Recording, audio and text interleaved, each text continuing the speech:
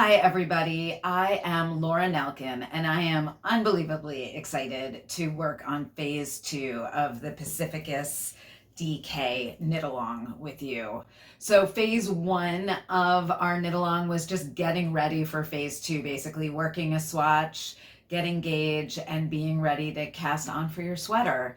This phase was the most amount of work for me, and I knew it was going to be because there is the most to teach you in phase 2 when you're casting on for the sleeve and getting knitting.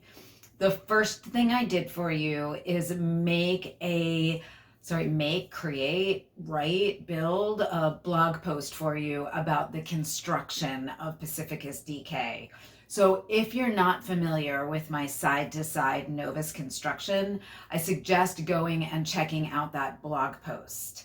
What I decided to do with this video is instead of embedding everything into the video, I'm gonna have like talking points about each asset that I'm giving you to have success knitting Pacificus, and then I'll point you to specific blogs or videos for that thing. So if it's something you already know about or you don't need help with, you don't have to watch like one long 50-minute video to find the things you need. And I'll have all those links below there, and I'll also have them in the phase 2 thread. So first is that blog post that goes over the construction.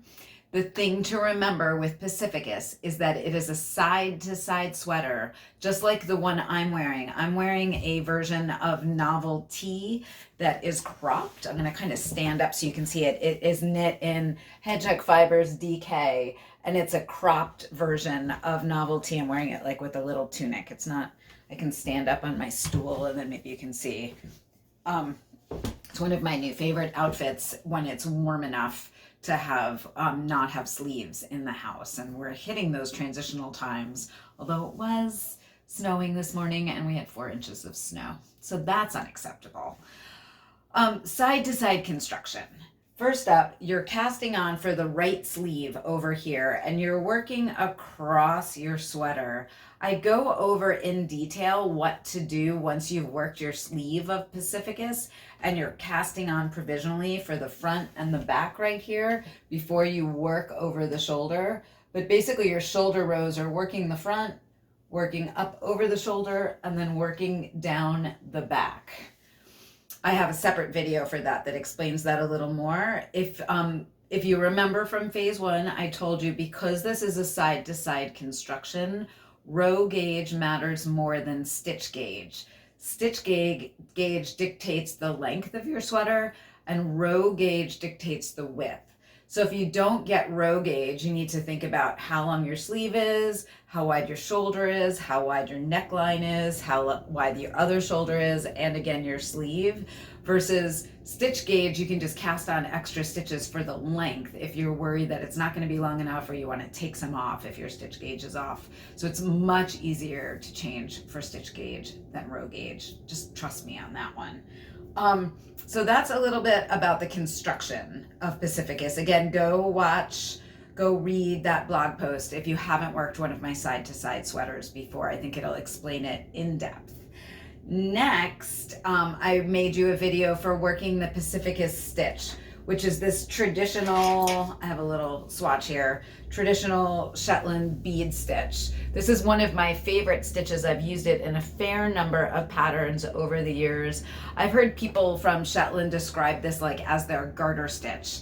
It is certainly more challenging than garter stitch, but once you get the flow of the stitch, I think it gets much easier to work. I shot a video and tried to teach you a few little tricks that will help you know if you're on or not. So definitely watch that if you're new to this lace stitch. I also, if you see me looking like this, it's to know like what the next talking point I have is, because I don't have a teleprompter because I'm shooting in my office. Sorry guys. I also have a blog post for you that I did a while ago about using lifelines. Lifelines are a great idea to place in the lace area of your pattern to help you stay on track. So if anything goes amiss with the lace, you don't have as far to rip back to fix things. So lifelines, definitely use them if you're not a strong lace knitter. I even for this stitch use lifelines sometimes because it's a little hard to rip back and rebuild when necessary. Okay, that's lifelines. Next up, this is exciting. A few people asked me if I would make cheat sheets like I did for Novelty and Novel Long. And at first I said yes, or at first I said no. Like I thought it was going to be too much work. And then I did one or two and I realized I could make them in about 10 or 15 minutes a piece once I like got into the flow. So I made you guys cheat sheets, which are basically spreadsheets for every size, and they let you know what your stitch count is on your needles and what row of the lace stitch you're on. And I shot you a little tutorial on how to use those cheat sheets. So I'm going to splash that up right now. Are you ready? Okay, here are the cheat sheets I made you. They're basically a spreadsheet that shows you all of the math from the pattern to help you keep track of where you are while you're knitting. And the first thing you need to do when you open up these cheat sheets is go to the sheet for your size. And you can see those down on the bottom right here. This is a Google spreadsheet. And let's say I'm making the size 3. I'm going to click on the size 3. I'm going to know I'm in the size 3 because that's going to show up right there. So if I was wanting to make the size 3, but I saw a size 6 here, that is not the right size. So I'm on the size 3. And for phase 2, you're going to be doing everything for the right sleeve in this column on the left right here, all the way down to row. I don't want to scroll down too much, but I think it's down to row 44 there that you're going to be working through on size 3. And what's happening here is I'm telling you where you are in the pattern, and then I'm telling you what the total row is for the section you're working. And then I'm showing you the Pacificus stitch row to help you keep track of lace repeats. And then I'm giving you your total stitch count. So if you change anything about the pattern, like you make your sleeve longer, you're going to need to add in rows right here and remember that you've done that. If you add in stitches for the front and the back, that's going to change these numbers over here. And that's your responsibility if you're working with these cheat sheets to change those. In a second, I'll show you how to download these if you do want to change them. So all you need to do is go to your size and then start to work from them.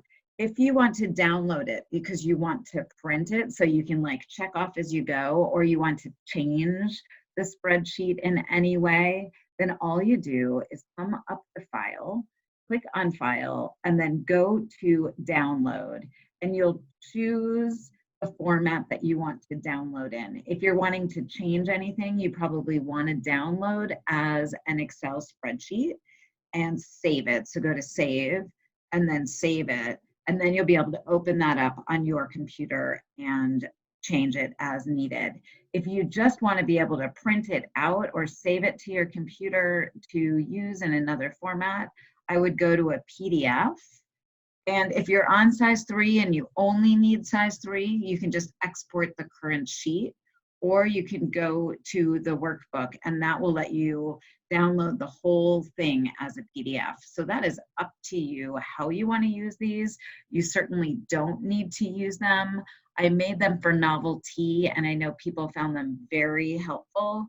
So I decided to make them. A few people actually asked me if I would make them for Pacificus DK, and I said no a few times and then I said yes. So there you have it. That is how to use the cheat sheets or spreadsheets for Pacificus DK.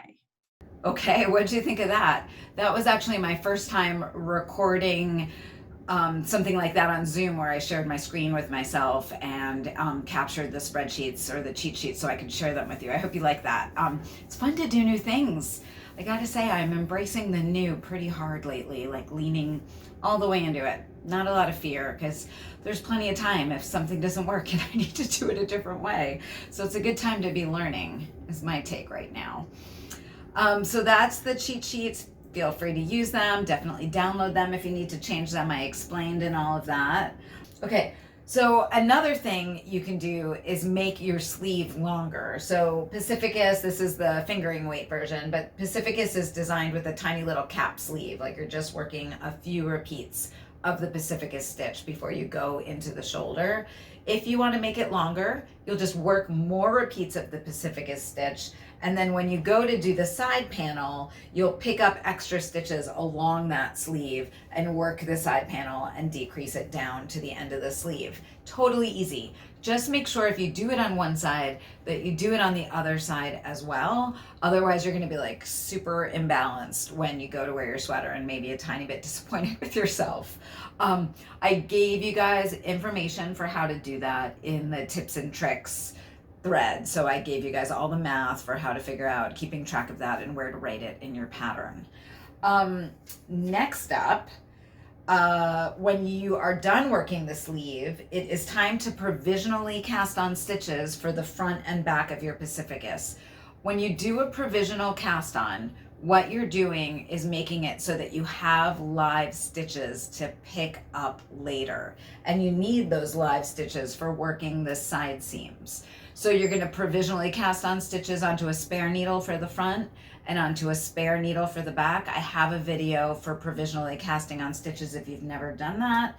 And I also have a video for how to do that whole setup, like all of those setup rows for working the shoulder. I have all figured out for you. This is my sample that I made while I was shooting that video for you. So if you haven't worked one of my side to side sweaters before, you probably definitely want to go watch that video because it'll explain what is happening as you're doing the setup for the front. And then this is the sleeve, and then this is the back. So basically, when you go to work this, this is the front of your sweater. Wait, let's see if I have that lined up right. Nope. This is the front of your sweater, this is the sleeve, and this is the back of your sweater. I know it does not look like a sweater right now, but it's going to, I promise. So fun, it's like a little magical, this construction. Finally, if you want to add length to your Pacificus, I explain how to do that as well. Like, let's say you want to make yours cropped, like I'm wearing. You would take off stitches, and that means you would provisionally cast on less stitches. And I give you the math for how to change what you want that side seam length to be, whether you want it to be longer or whether you want it to be shorter. Now that I'm wearing this, I'm realizing it would be really fun to have a silk linen cropped version of Pacificus to wear. I'm trying to stay focused because I have some other designs I'm working on, but I'm so tempted to cast on with you guys right now. Really tempted. I have yarn in my cart that I keep ignoring and then going back to and wanting again. So it still might happen. You never know.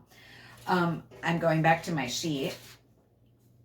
I think that's everything that we're doing in phase 2. So you're working the sleeve, you're casting on for the front and the back, and you're going to be working across the shoulder.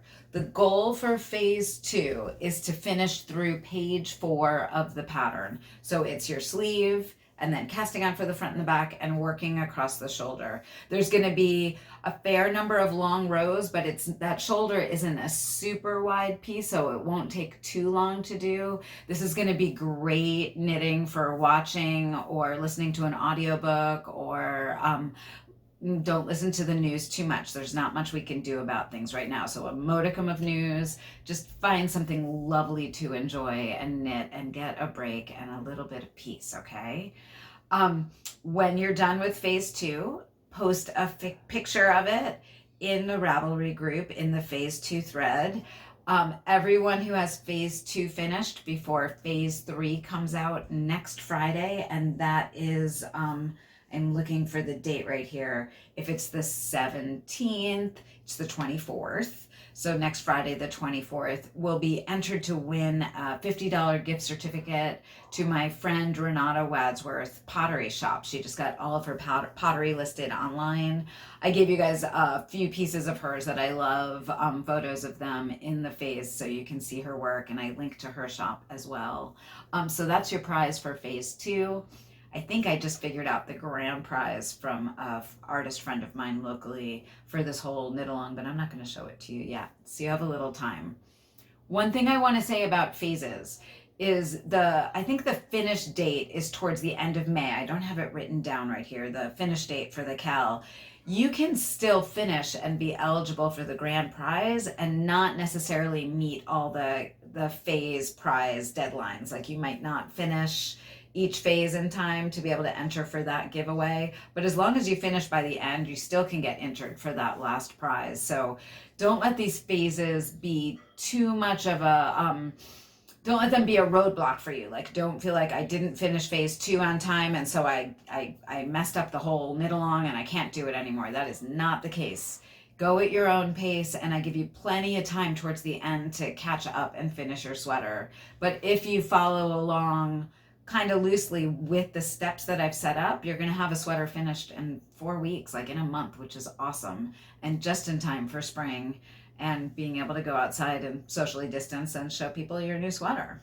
So that's a thing.